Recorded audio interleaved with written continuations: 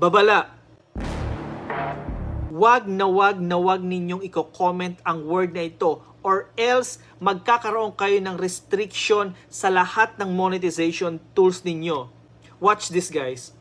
At eto nga yung natanggap kong message last Sunday. Good day po sir, may tutorial video po ba kayo about sa earnings restricted? Na-restrict po ako dahil lang sa comment.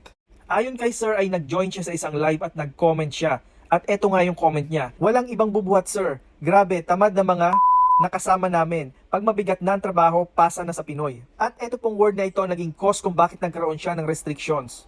At dahil nga sa word na yun ay restricted siya ng 7 days para sa ads on Reels at 30 days na walang access sa stars. At possible na kung monetize na rin siya sa in-stream ads ay maapektuhan din ito. At hindi lang yun guys, dahil sa hate speech na ikinoment niya ay binigyan din siya ng account warning ni Meta. Ayon kay Google, ang meaning nito ay offensive derogatory slang. That's it, follow for